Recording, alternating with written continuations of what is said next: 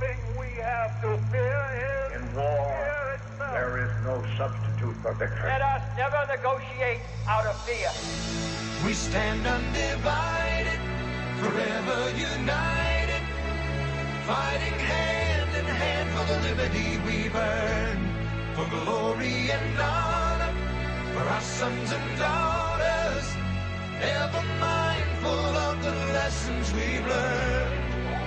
Let the torch of freedom burn.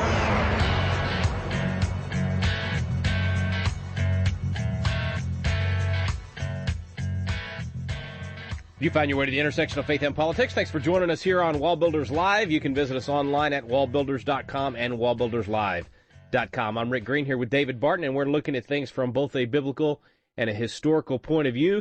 And today our program, David, really does kind of bring those two together, because we're going to talk about some of the history at the U.S. Capitol of the Bible and actually church services there. Yeah, and you know, one of the things that has always been tough for congressmen and particularly senators, and let me back up and say, there are the more noted congressmen, folks that you will see on the news all the time. So most people recognize Speaker Boehner. They'll recognize Minority Leader Pelosi. They're going to recognize Mitch McConnell, Majority Leader in the Senate. They'll recognize Harry Reid, the Minority Leader.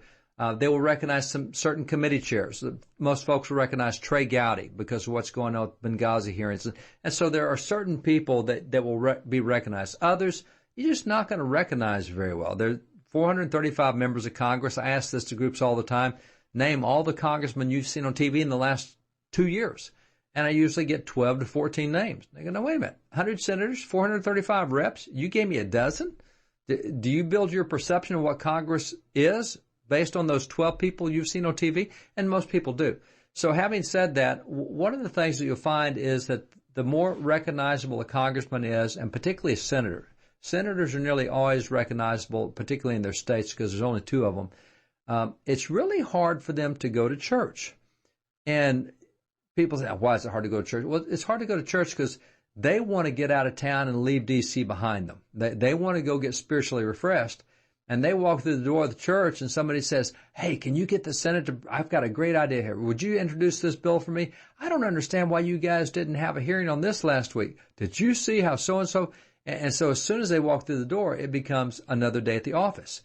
And so it's been very difficult for senators and reps, for congressmen in general, to get much spiritual food. So a number of years ago, back when Tom DeLay was majority leader, he started bringing in Michael W. Smith and worship guys like that, and just having worship times at the Capitol for the members, where they can get away from their staff, they can get away from constituents, and they can just open up to God, and they can have a great worship time. He would bring in speakers like Phil Johnson and would talk to the members and just really encourage them and nourish them and give them apologetics and give them Bible and challenge them. And they had great discussions. But that hasn't happened much since then. But back at the beginning, it did happen in the Capitol that way. From the time that we opened the U.S. Capitol, within a matter of weeks, they set up so that every Sunday at the Capitol, congressmen and senators could go to church at the Capitol, and the chaplains, either the House or the Senate chaplain, would take care of the services on that Sunday and meet the spiritual needs. And so they had great worship.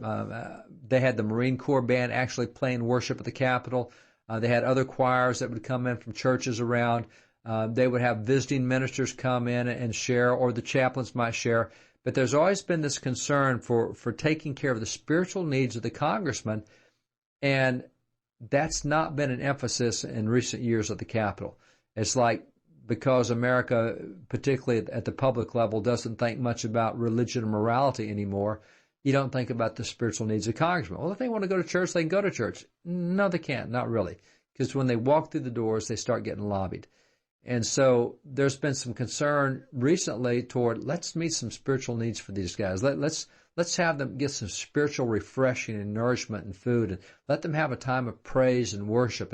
And so that now has started at the U.S. Capitol again. And it's been well over a century since these church services happened. They started in 1800 with the help of Thomas Jefferson as leader of the Senate and Theodore Sedgwick, Speaker of the House. They gave their officers the House and Senate to help facilitate these services. So it's been, and by the way, those services went for nearly a century, but it's been nearly a century since we've had them. But they've now gotten started back up again. and with the leadership of folks like Pastor Jim Garlow out of Skyline Church in San Diego and Pastor Dan Cummings from a church in Texas, they've gone in to set up a church inside the Capitol where you can have worship and word just for the members, just in their own setting, their own confined area where they're not going to get lobbied on everything that's going on. So, and again, not a new thing, right? Not a new thing. I mean, it's new to us today. That's right. But it's new to us, and for groups like Freedom from Religion Foundation and others, it's got to drive them crazy. But it's the guys that actually did the Constitution and did the Declaration, That's right. and were in that first Congress. And, I mean, if some of those guys were around in 1800 and participating, it must be okay. You would certainly think that one of them would have raised constitutional objections. None of them did, and for a century afterwards, none of them did. So it's something that was well established as a very acceptable constitutional practice, and it is now getting started back up at the U.S. Capitol today. Pretty exciting. We're going to get to talk to the pastor that's leading it, Pastor Dan Cummings. Stay with us. We'll be back in a moment on WallBuilders Live.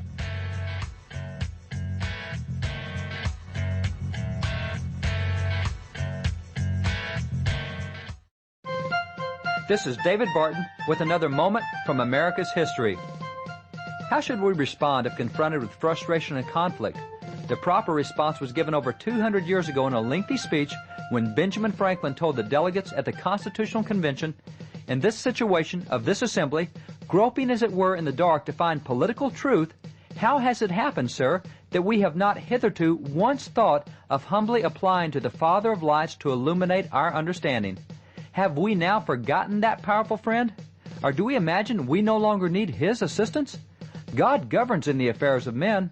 I therefore move that henceforth prayers imploring the assistance of heaven and its blessings on our deliberations be held in this assembly every morning before we proceed to business." Benjamin Franklin knew that prayer was the proper response. For more information on God's hand in American history, contact WallBuilders at 1-800-8-REBUILD. Let the torch of freedom burn.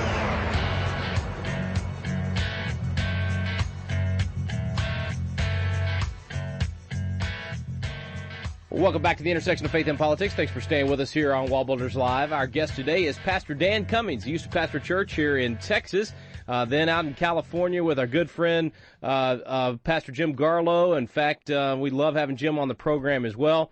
And now Pastor Cummings is pastor of the Jefferson Gathering, where they've reinstituted church at the United States Capitol. Pastor Cummings, thanks for coming on today, sir.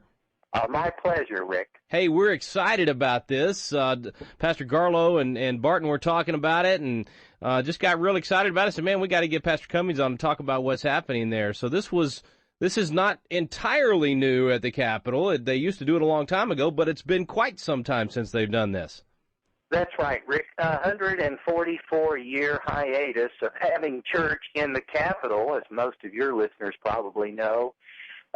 And from 1800 to 1869, regular Christian worship was the practice on Sunday morning in our nation's capital. In fact, I believe even 6 months before Congress moved into the new building in 1800, church was held regularly in our capital. Now, is this something that I assume you had to go jump through all kinds of hoops to get permission? How'd you get this started again? Well, actually, it morphed from an event that we started 4 years ago called Washington, a Man of Prayer, which WallBuilders has been a part of. David Barton has spoken at our very first event in Statuary Hall, where we honored the first inaugural of George Washington. And now this year, for our fourth consecutive year, Speaker of the House John Boehner has allowed us to use Statuary Hall to honor the first inauguration of George Washington and, of course, the first official act of Congress when they walked down the street from Federal Hall to St. Paul's Chapel and dedicated America with divine services. So we've been able to do this now for 4 years in a row. Last year, Daystar Television broadcast it globally, and Speaker Boehner gave the opening welcome. So it's growing not only with support and attendance both from Republican and Democrat members, but also it's getting national and global attention as people are realizing that God is not through with America yet.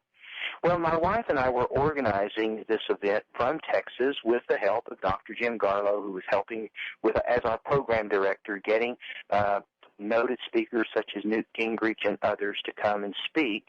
And it was taking us the whole year in order to prepare for an annual event. And Dr. Garlow and my wife and I, we all began to pray, Lord, how can we make this annual event more effective? And out of it, Jim just said, look, let's get Skyline behind this, get you and Joanne up to D.C., and let's start again weekly worship services in the Capitol, and we'll call it the Jefferson Gathering. So Jim has acted as the founder.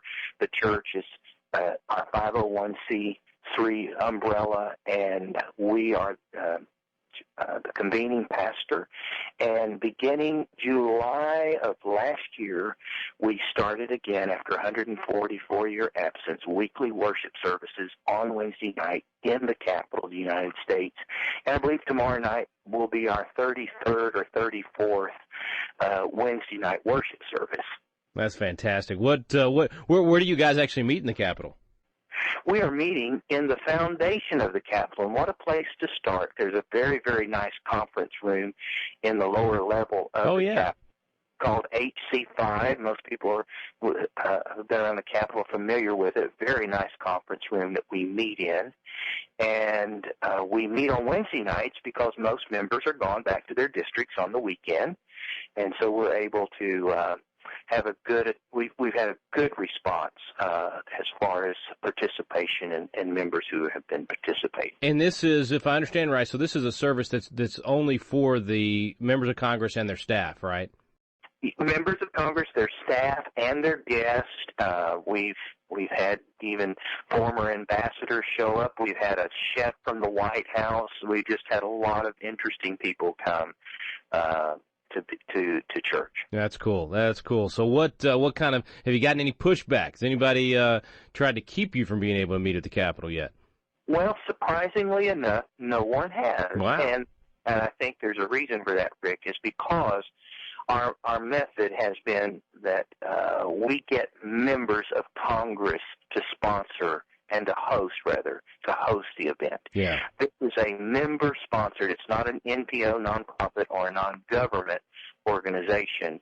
That way, I know this probably would never happen, but if there were members of Congress who were antagonistic toward any Christian worship services being held in the Capitol, and we were doing it as a nonprofit or a non-government, they could actually come in and reserve the room that we were using over us, and we couldn't meet there. But since members are sponsoring this, we have right now probably about 16 members of the Senate and the House who are official hosts of the Jefferson Gathering. And people can go to jeffersongathering.com. There we have a list of the speakers who are coming up. We invite pastors from all over America to come and to minister to the members of Congress, as well as worship leaders. Our guest, Pastor Dan Cummings. Stay with us. We'll be right back on WallBuilders Live.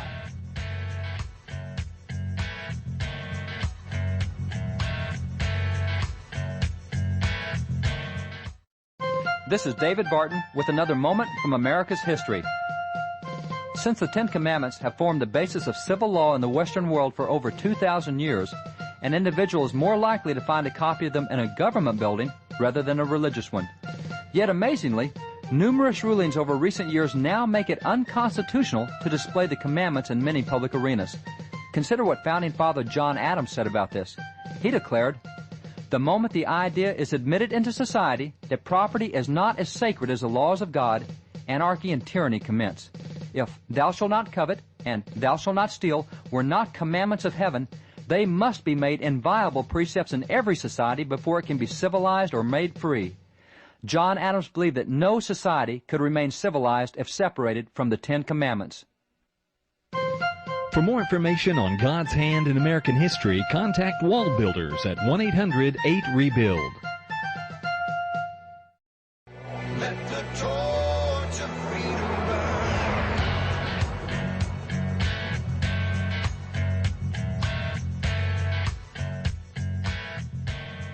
We're back here on WallBuilders Live. Thanks for staying with us. Pastor Dan Cummings is with us. He's pastoring a new church at the United States Capitol, meeting there just like the church did in the early years, started by Thomas Jefferson. Pastor Cummings, tell me a little bit about just, spiritual renewal. What does it take? What do you see happening in Washington, D.C.? How important is this gathering in the Capitol with these leaders of our nation?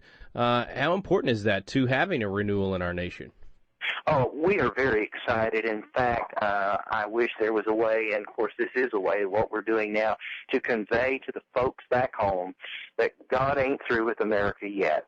And there is a move of God in this 114th Congress. I believe it even started in the last Congress. But you may probably well know, Rick, but in this freshman class of representatives in the House, out of the 63 freshmen, there are about 45 of them who are Bible-quoting believers, and also the same is true with the 12 freshman senators. That's not to mention, in the 113th Congress, there were over 120 members of the House who belonged to the Congressional Prayer Caucus, plus the scores of staff that are here on the Hill, who are also vibrant Christians. God is moving in a wonderful way, and I believe He's answering the prayers of Americans who have been praying for the last 20 years. God, do something in Congress. And it's been our joy I call it lobbying for the Lord. My wife and I, we set up meet and greets with the members of Congress. We go through their schedulers. We ask for 10 minutes. We go to their offices. We meet with them one-on-one, and we're able to pray with them and tell them what we're doing, and we're finding just great support. And it normally ends up with the members of Congress asking us, Pastor Dan, what does the Bible have to say about maybe Israel or this issue or that issue, something that they're dealing with on the floor, and they genuinely want to know what the Bible has to say about it. So they're hungry for that. That's a good sign. Yes, and most of the members that we talk to, they know that unless God does something, America has no hope. They know that even though they're up here sacrificing, leaving their families, many of them are making great sacrifices to be here and to do the job that they need to do as legislators and statesmen. They know that unless there's a move of God's Spirit here in the Capitol and among members of Congress, unless we turn our hearts back to God, there is no hope for America. But that's a good thing, because God has brought men and women here who know that and have the vision. And in fact, this morning, I had an hour meet and greet. It was supposed to be 10 minutes, turned into an hour with a congressman from Georgia.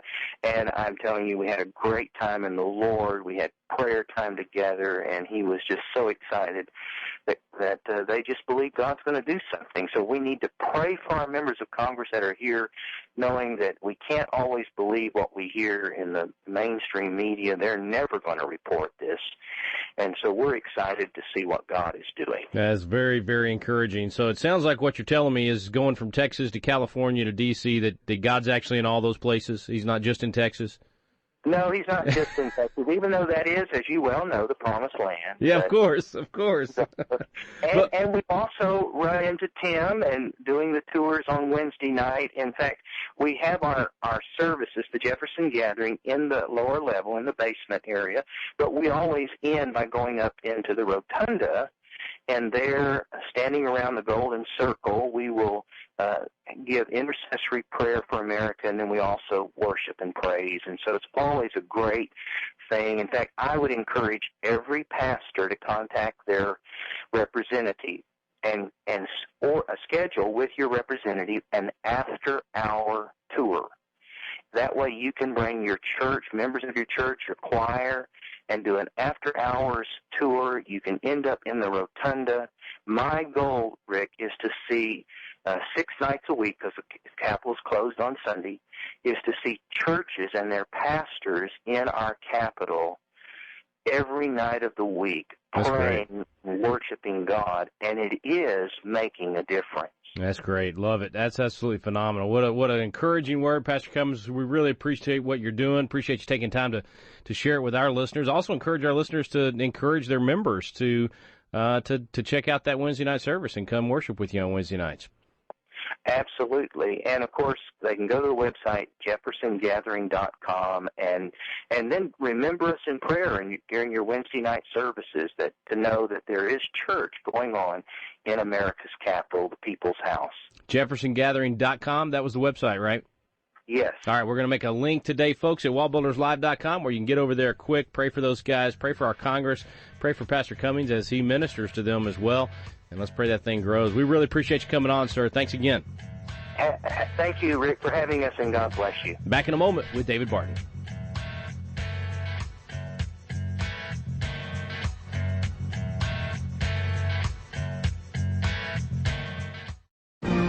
Have you noticed the vacuum of leadership in America? We're looking around for leaders of principle to step up, and too often, no one is there. God is raising up a generation of young leaders with a passion for impacting the world around them. They're crying out for the mentorship and leadership training they need.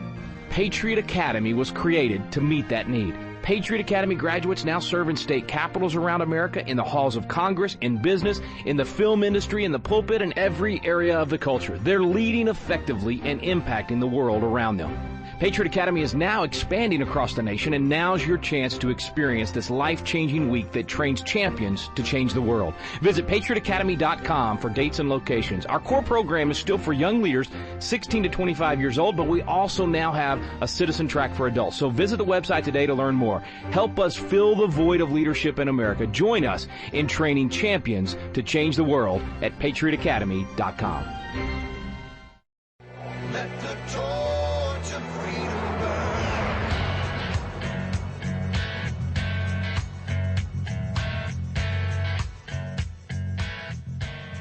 Welcome back to WallBuilders Live. Thanks for staying with us. Thanks to Pastor Dan Cummings for coming on the program. And also, I was thinking, David, about what he said, being from Texas and all. I guess he's kind of like a missionary from Texas, not just in a spiritual sense, but in a kind of state sense. Maybe he'll bring some Texas common sense to the folks there in Congress as well. Man, we send our missionaries everywhere. I mean, we've got folks all over the country. As a matter of fact, we got an email from one of the listeners of the week saying, would you guys back off to Texas? Man, I'm in Maryland. We don't get that kind of good news. Stop rubbing it in. And so there's actually folks that wish they could have what we have, but we've been blessed. But, it's cool what they've set up, and it's cool for the congressman to be able to have this kind of time together. And Dan he's not the one who speaks. They bring in outside speakers. They'll bring in Ronnie Floyd, the president of Southern Baptist Convention. They'll bring in somebody else. Dan mentioned they had Newt Gingrich speak. Well, Newt Gingrich? Why would Newt Gingrich speak at and people don't recognize that Newt has 2 great DVDs out and books out on rediscovering God in America. I mean, Newt understands the historical stuff. Remember, he was a history professor. I mean, he's the one who was bringing this stuff out as a history professor. And so Newt's got a great hand on that, but that's the kind of folks they bring in, and they bring in worship people that'll do worship stuff there for them. So Dan and Jim are not trying to pastor that. They're trying to be the facilitators to get spiritual food in there for those guys. And by the way, Dan kept saying, it's called the Jefferson Gathering. And why that? Why call it the Jefferson Gathering? Because way back, Thomas Jefferson attended church at the Capitol, first as vice president and then as president, because the first 10 years of the Capitol were in New York City, and it was in Philadelphia, and then they finally moved to D.C. And I think it was about November the 17th and November the 22nd of 1800 that they actually moved into the Capitol. And for the next couple of weeks, they're assigning who gets what room. And then on the 4th of December, 1800, is when Jefferson, who presided over the Senate, and Theodore Sedgwick, who presided over the House, they agreed that we'll give our chaplains to have this church at the Capitol. So it's named Jefferson because really he's part of what facilitated it to be there. And I think at some point they may actually have a second worship service coming up for the staffers. Right now it's staffers and members, but at some point there'll probably be members for one service and the staffers for another, and that'll be called the Madison Gathering. Because after Jefferson left office in his 8 years, Madison also went to church there. But they said it was really different because Jefferson would come to the church just in a very kind of laid-back country fashion, country gentleman. He would ride his horse from the White House over, and being a cowboy, that's 1.6 miles. That's about 20 minutes on horseback, walking your horse to the Capitol. So he would ride over and back on horseback, and even his political opponents said he didn't even let bad weather keep him away. He would come to church at the Capitol if it was a blizzard, if it was raining, whatever it was, he came. But he just kind of showed up on horseback. But when Madison showed up, everybody knew he came because he came in a big old carriage with 4 white horses and pulled up at the front of the Capitol. And everybody, the old version of a motorcade, huh? Exactly. The presidential motorcade pulled up. So those are the two folks that they're looking at doing it. And by the way, he said they do it on Wednesday nights. They'll have it tomorrow night. And the reason they do that, and a lot of folks don't recognize, that Congress really starts either Monday night or Tuesday night is when they start votes. And they get out of town on Thursday afternoon. So Monday and Thursday tend to be travel days. Friday, Saturday, Sunday, they tend to be in the district. So generally they're at the Capitol on Tuesday, Wednesday, and Thursday, sometimes Monday, Tuesday, Wednesday, and Thursday, either 3 or 4 days. And that's why they do it on Wednesday night, because they're still in town. They'll leave town usually Thursday afternoon. They may not get into town till Tuesday night, sometimes Monday night, but that's why they do this on Wednesday nights. So it really is a new thing, kind of a deja vu coming back to the Capitol. It's new for folks today, but it's not new in the history of the Capitol. Yeah, it's good for us today, don't you think? I mean, this is great that Congressman, they do Bible studies and that sort of thing, but to have an organized church service again, that's kind of that's symbolic of our nation coming back to our faith. Again, every Wednesday night, finishing up in the rotunda of the Capitol, singing praise and worship songs. That's good stuff. Yeah, fantastic. Well, thanks for joining us today, folks. Special thanks to Pastor Dan Cummings for coming on as our special guest. You've been listening to WallBuilders Live. We stand under